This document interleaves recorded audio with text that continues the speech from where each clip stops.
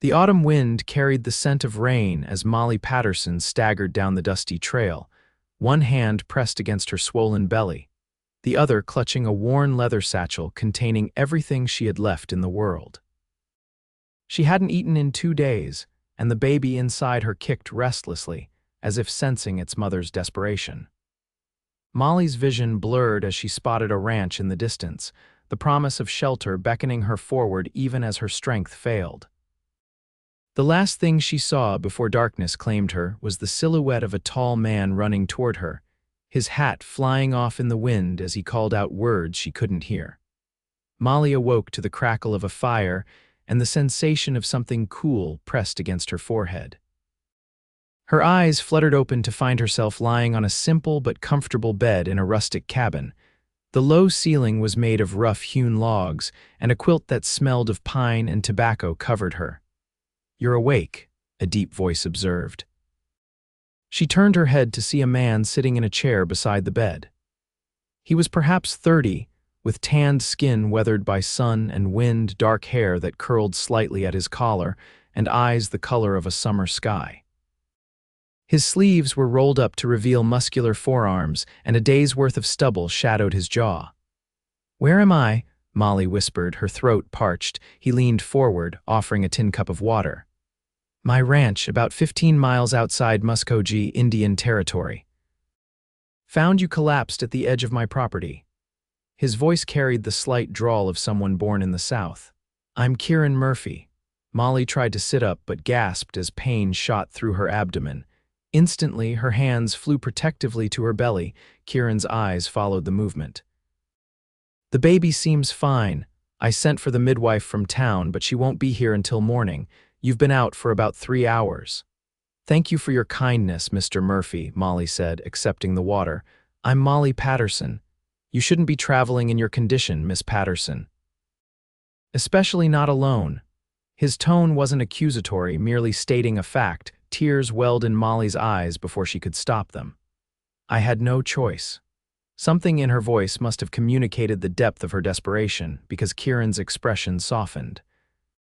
He didn't press further, instead rising to his feet.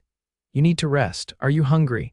The mention of food made Molly's stomach growl audibly. She blushed, but Kieran only smiled. "I'll take that as a yes. I've got stew on the stove." When he returned with a bowl of hearty beef stew and a hunk of bread, Molly found herself ravenous. She ate while Kieran sat quietly, occasionally stoking the fire. "The father?" he finally asked, his tone neutral. Molly set down her spoon. "Thomas Blackwell. Son of the banker in Fort Smith, Arkansas." The name tasted bitter on her tongue. "We were to be married, but when I told him about the baby, She couldn't finish, denied it was his, Kieran guessed. "Yes, and my father believed him over me." Molly's voice hardened. "Thomas has always been respected in town, and my father does business with his. When I refused to name another man as the father, my parents gave me $20 and told me never to return." Kieran's jaw tightened, but he said nothing. "I was trying to reach my aunt in Tulsa," Molly continued.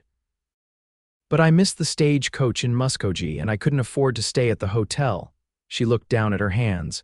"I thought I could walk to the next town." "That's more than 30 miles, Kieran said, disbelief in his voice.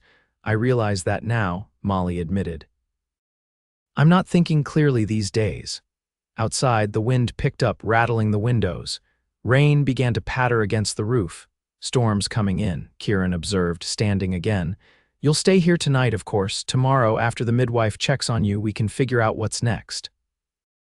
Molly felt a wave of relief so powerful it made her light-headed. "I don't know how to thank you." "No need," Kieran said simply. "Get some sleep, Miss Patterson. You're safe now." As he turned to leave the room, he paused at the door. "And Miss Patterson, whatever happens, don't worry. You can stay here as long as you need." The next morning, Molly woke to sunlight streaming through small windows and the smell of coffee. She felt stronger, though her body ached from the exertion of the previous day. Carefully, she swung her legs over the side of the bed, noticing for the first time that someone had removed her boots but left her fully clothed otherwise. A soft knock at the door preceded Kieran's voice. "Miss Patterson, are you awake?" "Yes, please come in." Kieran entered carrying a steaming mug. Thought you might want coffee. The midwife should be here soon. Thank you. Molly accepted the mug gratefully. This isn't your bedroom, is it? I'd hate to think I displaced you. It's fine. I've got a cot in the main room. He gestured vaguely toward the door. This was my parents' cabin. I built myself a larger house up the hill after they passed, but I keep this place for guests. Not that I have many. Molly sipped the coffee, studying Kieran over the rim of her mug. In the morning light, she could see him more clearly. He was handsome in a rugged way, with crow's feet at the corners of his eyes, suggesting he smiled often, though he wasn't smiling now. Your ranch is at large enough, about 2,000 acres, mostly cattle, some horses. Pride crept into his voice. My father started with nothing back in '55. We've built it up over the years. Before Molly could respond, the sound of an approaching wagon reached them. Kieran moved to the window. That'll be Mrs. Winters, the midwife. Rose Winters proved to be a no-nonsense woman in her 50s with capable hands and keen eyes. She shooed Kieran out of the cabin and spent the next hour examining Molly thoroughly. The baby's positioned right, Mrs. Winters pronounced finally. Strong heartbeat, too. But you, young lady, are exhausted and malnourished. How far along are you? Almost 8 months, I think. The midwife clucked her tongue. You need rest and good food, no more traipsing across the countryside. I don't have much choice, Molly said softly. Mrs. Winters gave her a shrewd look. Mr. Murphy mentioned your situation. He's a good man, Kieran, known him since he was knee-high to a grasshopper. If he's offering you shelter, you'd be wise to accept it, at least until the baby comes. After the midwife left, Kieran returned to the cabin, looking uncertain for the first time since Molly had met him.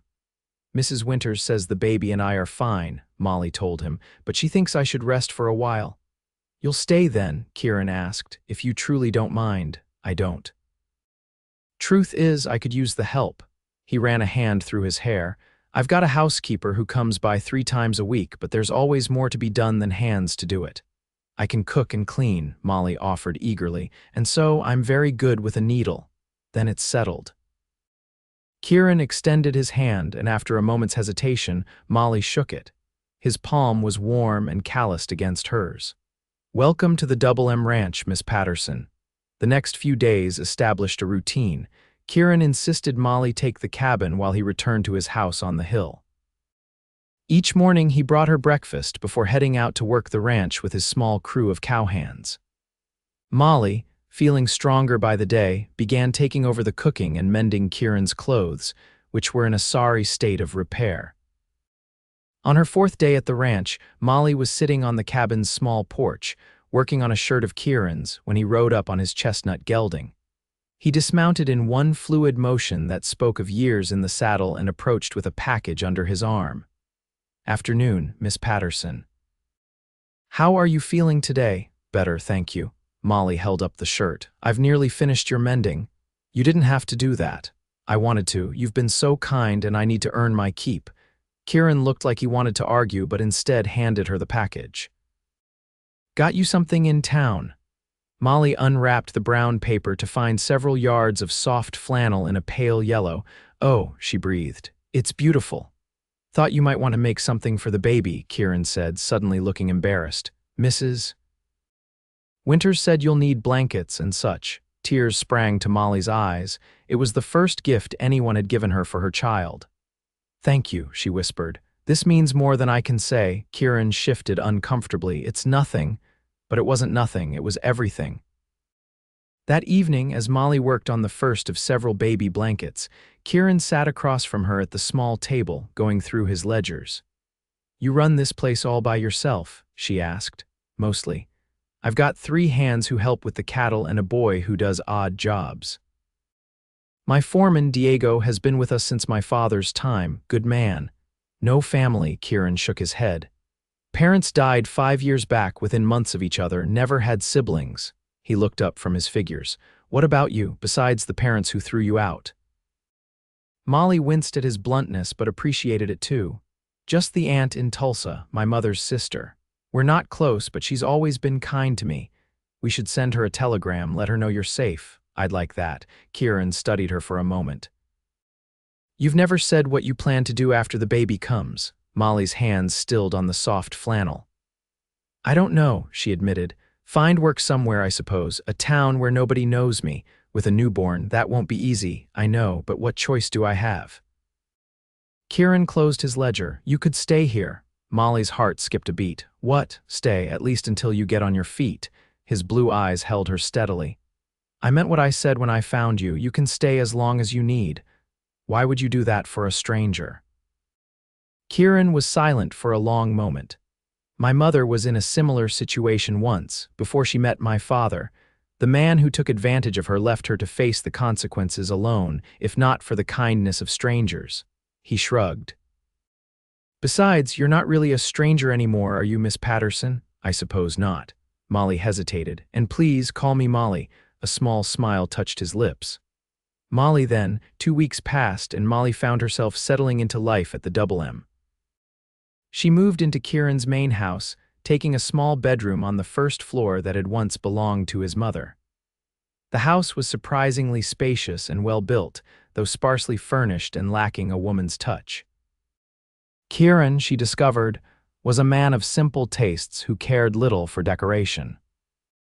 Molly's natural inclination toward creating order and beauty soon had her making small changes: wildflowers in mason jars, curtains sewn from fabric found in a trunk, rugs beaten and placed strategically on the plank floors. Kieran noticed but said nothing, though sometimes she caught him looking at her handiwork with an expression she couldn't quite decipher. As October turned to November, the air grew cooler and Molly's time drew nearer. Mrs. Winters visited weekly now, bringing supplies for the birth and instructing Molly on what to expect.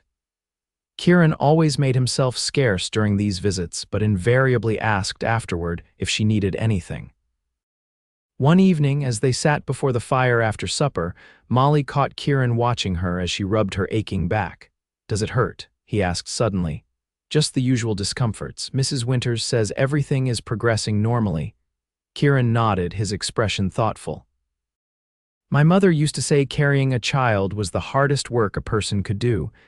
Your mother sounds like she was wise. She was. A shadow crossed his face. I miss her still.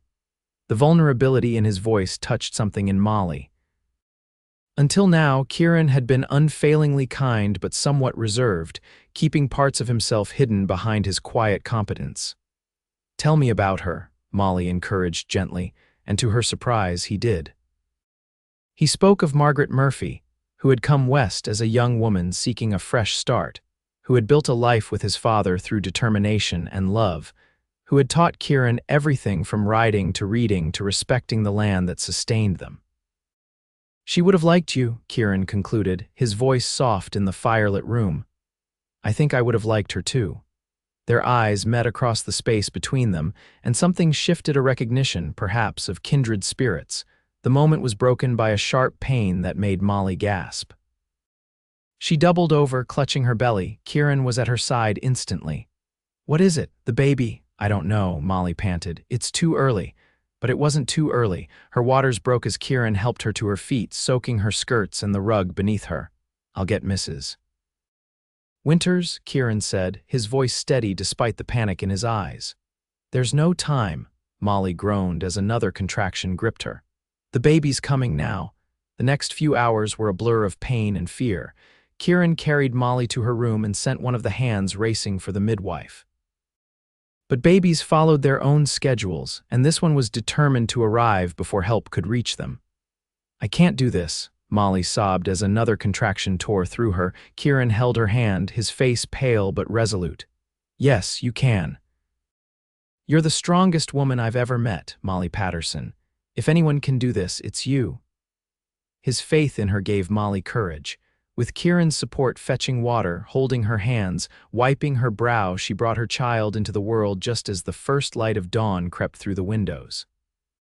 It's a boy, Kieran announced, his voice filled with wonder as he wrapped the squalling infant in one of the yellow flannel blankets Molly had made.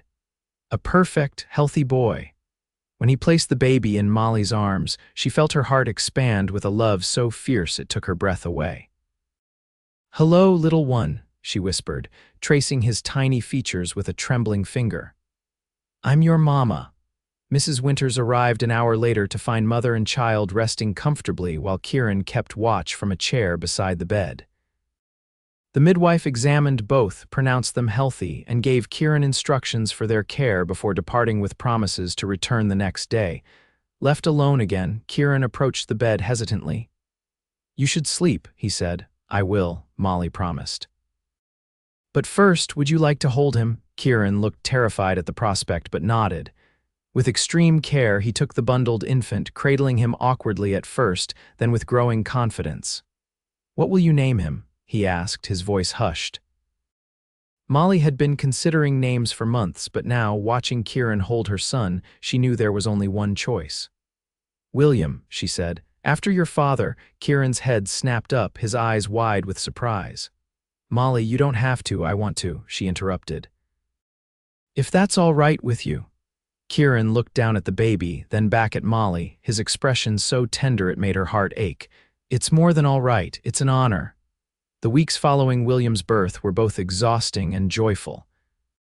The baby proved to be strong and healthy, with a hearty appetite and lungs to match. Kieran, to Molly's surprise, took to the role of surrogate father with unexpected enthusiasm.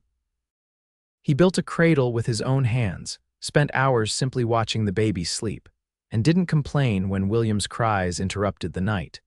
As winter settled over the Indian Territory, bringing frost and occasional snow, the house on the hill became truly a home.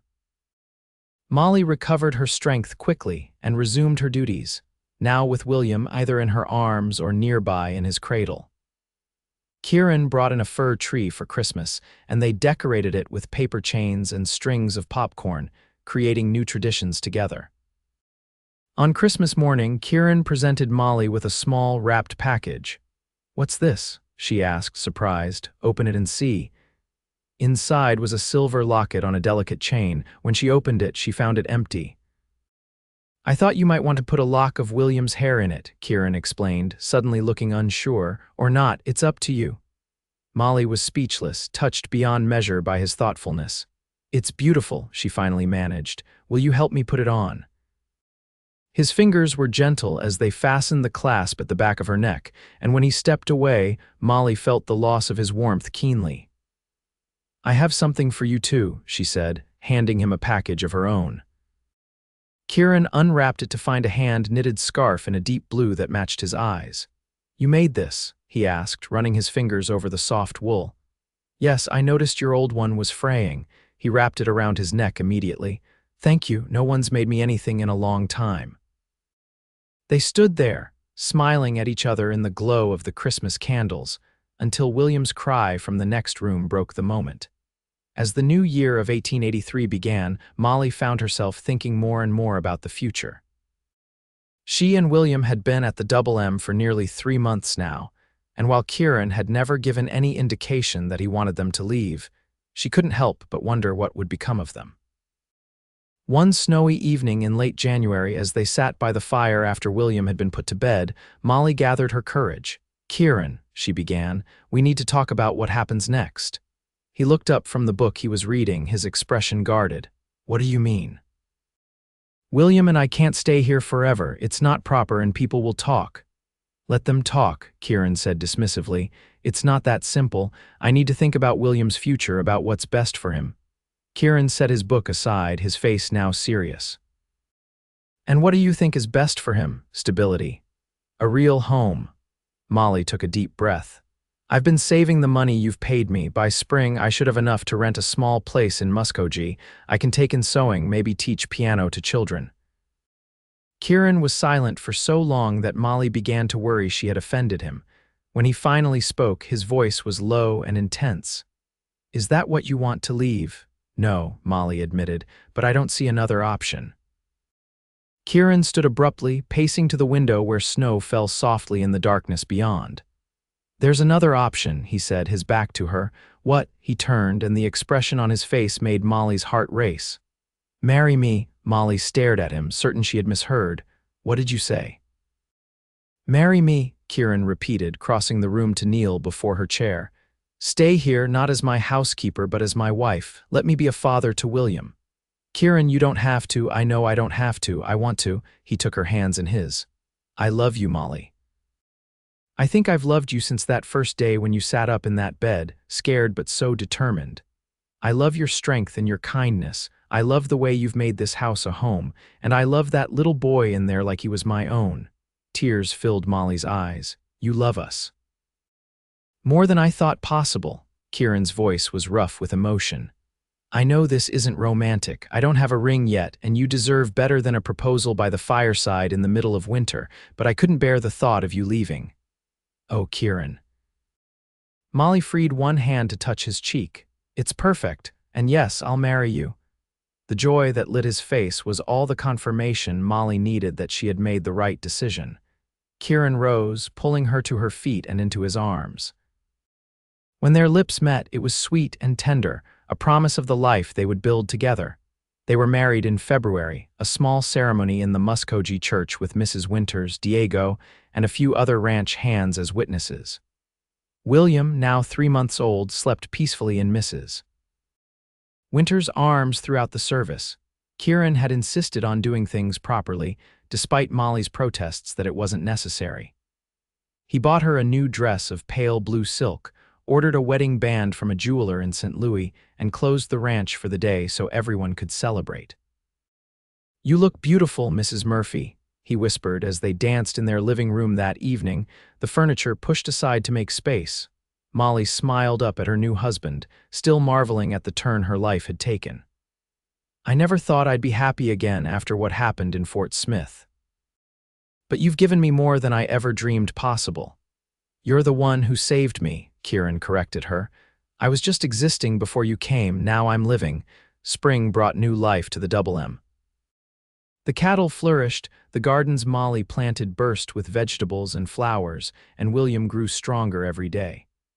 He was sitting up now, reaching for everything in sight, his laughter a constant delight to his parents. In April, a letter arrived from Molly's aunt in Tulsa, responding to one Molly had sent announcing her marriage. The aunt expressed joy at Molly's happiness and mentioned, almost as an afterthought, that Thomas Blackwell had been caught embezzling from his father's bank and had fled to avoid prosecution. Seems like you had a narrow escape, Kieran commented after reading the letter. More than you know, Molly agreed. If Thomas hadn't rejected me, I might have married him and been miserable for the rest of my life. Instead, you collapsed at my ranch. Kieran grinned, pulling her into his arms. Best day of my life, mine too, Molly said, rising on tiptoe to kiss him. Summer brought long days of work and warm evenings on the porch swing Kieran built. William took his first steps in July, toddling unsteadily from Molly to Kieran with a look of determined concentration on his little face. They celebrated with a picnic by the creek that ran through the property, watching as William explored the world around him with endless fascination. It was during that picnic that Molly shared her suspicion with Kieran that their family would be growing again by winter. Are you sure? He asked, his eyes wide with wonder. Pretty sure, Molly said, laughing at his expression. Mrs. Winters confirmed it yesterday. Kieran whooped so loudly he startled William, who promptly burst into tears. Scooping up his son with one arm, Kieran pulled Molly close with the other. I'm the luckiest man alive, he declared. As her belly grew rounder with their child, Molly often thought about how drastically her life had changed in just 1 year. From desperation and abandonment to love and security, from shame to pride, from fear to joy. One cool October evening, almost exactly a year after she had first arrived at the Double M, Molly sat on the porch, watching Kieran teach William to pet a new foal. The sight of them together, Kieran patient and gentle, William earnest and trusting, filled her heart to bursting. Kieran looked up, catching her gaze, and the love in his eyes took her breath away. He whispered something to William, and they both came toward her, the boy running ahead on sturdy legs. Mama, William called, his favorite word. He patted her belly. Baby. That's right, sweetheart, Molly said, pulling him onto her lap. Your brother or sister is in there. Kieran sat beside them, his arm going around Molly's shoulders. Happy? He asked softly. More than I knew was possible, Molly answered truthfully. As the sun set over the rolling hills of the Indian Territory, painting the sky in hues of gold and pink, Molly Patterson Murphy thanked God for the twist of fate that had brought her to this place, this man, this life. What had begun in desperation had blossomed into a love story she would cherish forever. She had arrived with nothing, collapsed at the edge of a stranger's property, carrying a child born of a relationship she regretted. And that stranger, that cowboy with kind eyes and a generous heart, had looked at her and said, "Stay forever." And she had their daughter, Margaret Rose Murphy, was born on a snowy night in December, with Mrs. Winters again attending the birth and Kieran pacing anxiously outside the door. Unlike William's dramatic entrance into the world, Margaret's arrival was calm and straightforward. "She has your eyes," Kieran said in wonder when he was finally allowed to see his wife and daughter. "And your mouth." "But your stubborn chin," Molly teased, tracing the already determined set of the baby's tiny jaw. William, not quite sure what to make of this new addition to the family, approached the bed cautiously.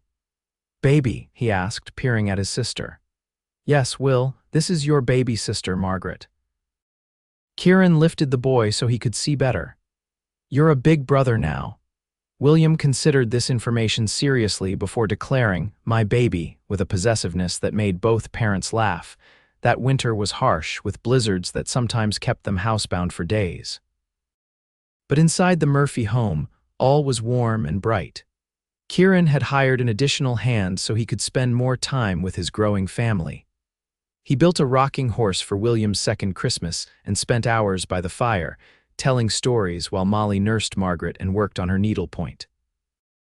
When spring finally arrived, bringing with it the renewal of the land, Kieran surprised Molly with news. "I've bought the Miller property," he announced one evening. "The land that borders ours to the east." "That's another 1,000 acres, Molly exclaimed. "Can we afford it?" "Cattle prices are good and I've been saving." Kieran looked pleased with himself. "But that's not all. There's a house on the property, nothing fancy but solid. I thought we could fix it up for Diego and his family. He's been wanting to bring his parents up from Mexico, and this would give them a place of their own." Molly's heart swelled with pride. This was the man she had married, generous, thoughtful, always looking out for others. "That's a wonderful idea." "I have another one," Kieran continued, a bit more hesitantly. "The land between here and town is opening up for settlement soon. I was thinking we might buy a parcel, build a schoolhouse. This area is growing, and there are enough children now to warrant it. Maybe someday you could teach there if you wanted." Molly stared at him, speechless. She had mentioned once, in passing, her dream of being a teacher before life had taken her in a different direction. "You remembered," she finally said. "I remember everything you tell me," Kieran said simply. "Your dreams matter to me." Molly crossed the room and sat on his lap, putting her arms around his neck. "I love you, Kieran Murphy." "I love you too, Mrs. Murphy." He kissed her softly. "So what do you think of my idea?" "I think it's perfect, but let's wait until Margaret is a bit older." "Of course, no rush, we have all the time in the world." And they did. As the years passed, the Double M flourished, growing from a modest cattle operation to one of the most successful ranches in the territory. William grew into a sturdy boy with his mother's gentle heart and his father's love of the land. Margaret, true to her first impression, was stubborn and determined, with a quick mind that kept her parents on their toes. Two more children joined the Murphy family, Joseph in 1885 and Elizabeth in 1888, completing their home with laughter and love. The schoolhouse Kieran had envisioned became a reality, with Molly teaching part-time while juggling her duties as a mother and rancher's wife. In 1889, when the unassigned lands of the Indian Territory were opened for settlement, bringing a flood of new pioneers to the area that would eventually become Oklahoma, the Murphys welcomed neighbors and helped establish a proper community. Kieran, respected for his fairness and hard work, was elected to the Territorial Council, where he advocated for the rights of both settlers and the Native Americans who had been there first. Molly never forgot her own desperate journey and made it her mission to help other women in need. The Murphy Ranch became known as a place where those in trouble could find temporary shelter and assistance.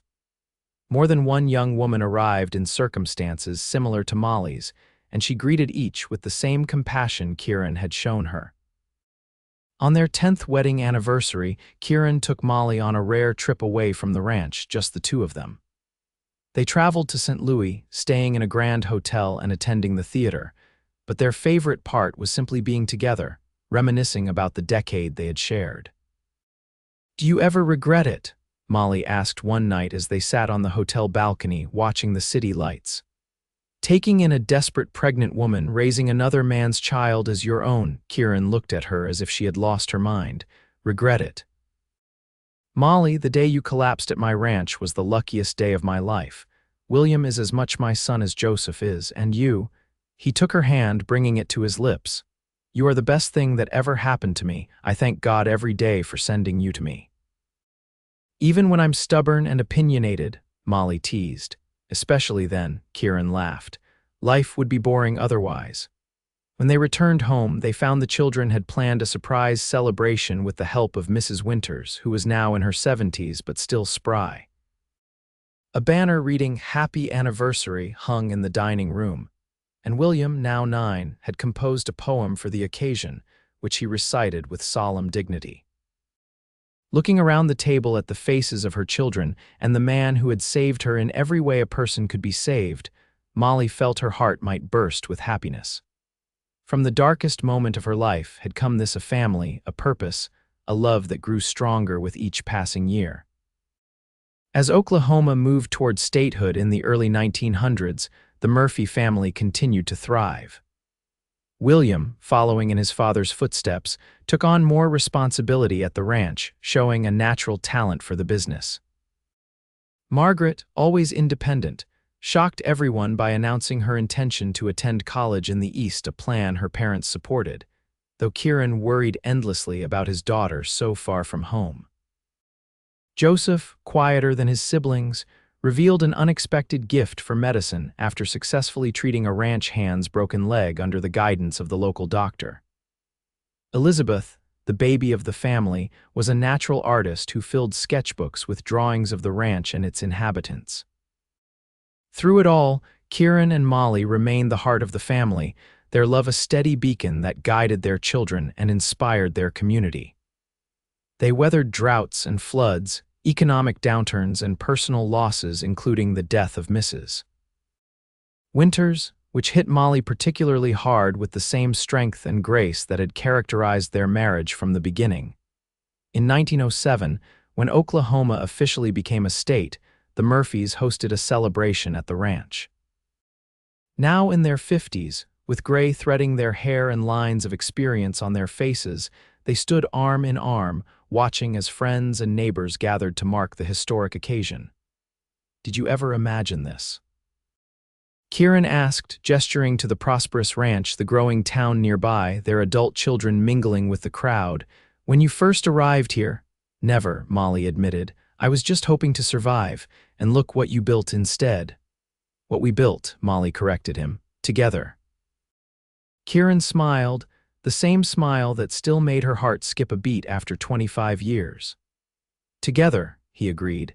That night, after the guests had departed and the house was quiet, they sat on the porch swing that had replaced the original one many years ago but still occupied the same spot. The stars spread across the Oklahoma sky in a brilliant display, just as they had on that autumn night when a desperate young woman had looked up and prayed for deliverance. "You know," Kieran said thoughtfully, "when I saw you collapse that day, something told me my life was about to change forever." "Mine too," Molly said softly, "though I couldn't have imagined how completely." Kieran took her hand, his touch as comforting and familiar as the sound of his voice. "I meant what I said then, and I mean it now. Stay forever, Molly Murphy." And as she had for the past 25 years, Molly answered with her heart. Forever. In the years that followed, the Double M Ranch continued to flourish under the guidance of the Murphy family. William eventually took over the main operations, with his wife Sarah and their 3 children living in a home they built on the property. Margaret returned from college with a teaching degree and a husband, a professor she had met in Boston. They settled in Muskogee, where Margaret established a school for girls that became renowned throughout the state. Joseph fulfilled his promise as a healer, becoming a respected doctor in the community, while Elizabeth's artistic talents led her to travel widely before returning home to capture the beauty of Oklahoma in paintings that found their way to galleries as far away as New York. And through it all, Kieran and Molly remained at the center, the foundation upon which everything else was built. They aged gracefully together, finding as much joy in their golden years as they had in their youth. Their home was always open, their advice sought and valued, their love a testament to what could grow from the most unlikely beginnings. When Kieran passed away peacefully in his sleep in 1922, at the age of 70, Molly mourned deeply but found solace in the legacy they had created together.